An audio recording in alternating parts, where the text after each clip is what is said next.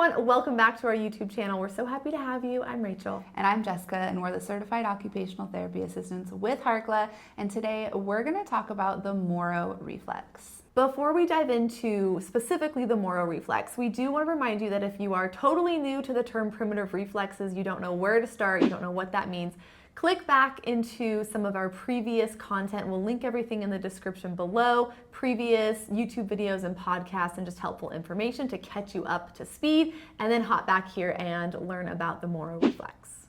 Now, the Moro Reflex is one of many primitive reflexes, and it is a reaction to sudden stimuli on the body or in the environment. In an infant, the Moro is generally a physical response to auditory input and sudden movement as well. So you might see when you lay a baby down in their crib, they startle, their arms and their legs move and usually extend, and then they try to cling to the adult that is holding them. There's also an auditory response, so the baby will also cry after they are startled. Now, the Moro Reflex is designed to keep the baby safe and alive. It alerts the caregiver that something has happened. Maybe the baby is in danger and needs help. So that Moro Reflex is so important in infancy to just, like I said, help keep the baby alive and safe. What does the Moro Reflex look like in infancy? Kind of like what we mentioned already, the baby will startle, their arms and legs will extend, and then there will often be a look of danger or fear on their face. They'll often cry, and they'll try to cling onto the adult that is with them. And because it's a protective response to sudden stimuli or danger, stress hormones are released throughout the body. Those chemicals that put the baby into a flight or fight response or freeze response, those chemicals are released during the Moro startle reflex, but they do go away as baby is comforted by their caregiver. When does the Moro Reflex integrate? It should be integrated or go away by 6 months. So it is developed in utero, it's present at birth, and then it should go away and mature into a higher level startle pattern by around 6 months. But just keep in mind, we always estimate, a few months before, a few months after for any child because every child is unique. Now, in an older child, if the Moro Reflex is retained or stuck in the body, there are some signs and symptoms that show us that this reflex is stuck. And the first one is anxiety. If an older child is really struggling with anxiety in all of their daily routines and environments, could be a sign that the Moro Reflex is retained. Another one is emotional regulation challenges. So maybe they are hot and cold all over the place, up and down. They really struggle to regulate their emotions. As an older child, this might be another sign that that reflex is retained or it did not integrate around that 6-month mark. Another one is constant motion sickness. So children who go for a car ride but get immediately car sick and throw up. Maybe they have motion sickness while they're on a carnival ride like the Ferris wheel. Anytime they have specific movements that cause them to feel nauseous, this could be related to a retained Moro Reflex. And the last one, but definitely not the last one we're going to talk about here today, is balance challenges, coordination issues, really any disconnect here with the body and how it's working together, that postural control. It's really all connected. And so we wanted to just throw a few of those symptoms your way just to have them on your radar so you know what to look for when you are talking about that Moro Reflex.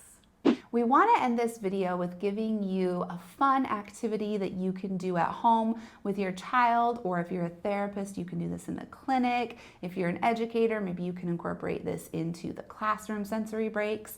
And this activity specifically targets the Moro Reflex.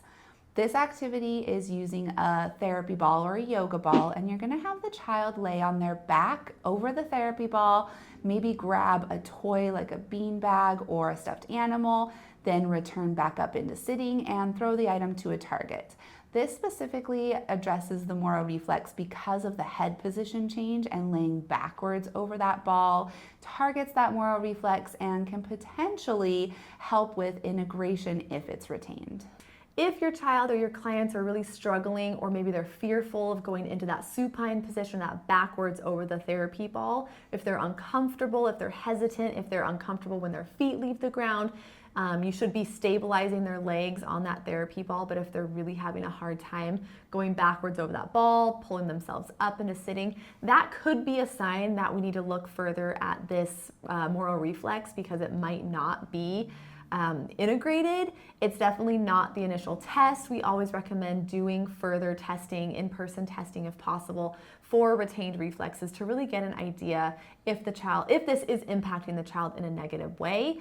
But this is just a fun way to incorporate that head position change, like Jessica mentioned, into a fun and functional activity. That's always our goal with our integration exercises, is to make them functional. That's how these kiddos really learn to thrive with these reflexes. Okay, that was a lot, but obviously we're really passionate about this topic, and we want to let you know, if you're curious about learning, testing, and integration, functional activities, if you're like, okay, this sounds like my child, I need to learn more, we do have a full course available. It's just been completely rebranded, and it is absolutely, I mean, we're a little bit, biased, but it is really great. This course is super cool because there's actually 3 different purchase options. The expert purchase option is designed for parents just learning about primitive reflexes who want to help their child integrate some retained primitive reflexes. The second option is the master purchase option, and this is more geared towards professionals, educators, therapists who are working with children who want the full gamut of everything you can possibly have to help with primitive reflex integration. And then the third option is our AOTA CEU certified version, where if you're an occupational therapist or an occupational therapy assistant like us, you actually earn continuing education credits for taking this course. The other thing that is really exciting, I'm just so excited. Okay. I know. The other thing that is so exciting about the AOTA CEU version is you actually get this workbook included in your purchase. So this workbook includes all of the PDFs and resources that you get in all of the courses, but it's just printed in this handy dandy workbook. Easily accessible. If you're in the clinic, you can quick flip to a page if you aren't sure how to test for a specific reflex, or if you need some activity ideas. There are tons of options in here, and it just makes the course more applicable, and it's just so much easier to implement when you have everything in front of you. But again, the PDFs are included in all of the options. The AOTA version just includes this workbook. You can purchase the workbook separately if you don't need the AOTA CEUs, but you still want the workbook, that's an option as well. Like Rachel said, there's a ton of PDFs that come with all 3 purchase options. All 3 options also include lots of video demonstrations, so that all the activities and exercises we teach you, there's a video to follow it up, so it shows you exactly what it should look like and what it shouldn't look like. So we kind of go back and forth and show you all of the different things. And another great thing is there's a discussion forum within the course. So if you have questions or comments as you're going through the course, you can pop in there, put your question in there. Rachel and I will actually go in there a couple of times a week and respond to any questions, have these amazing discussions and brainstorming sessions within the course. The course also includes checklists for kids, for parents, for adults, to really help identify if those reflexes are retained or not before you move into that formal testing, which we teach you.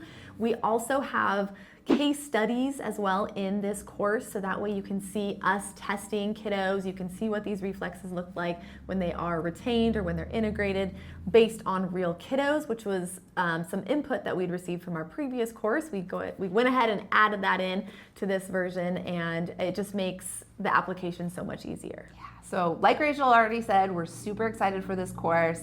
You can find the link to the course in the description below.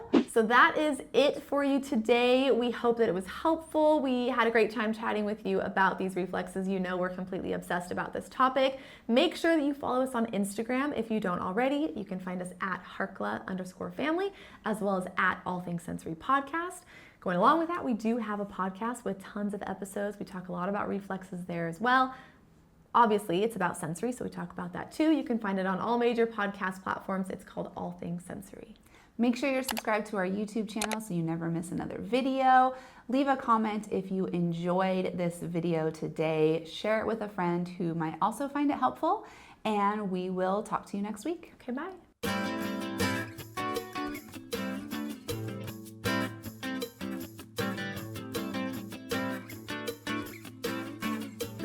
because she up. Okay, let's have nice attitudes here today. Just trying to everyone. make sure we have bloopers.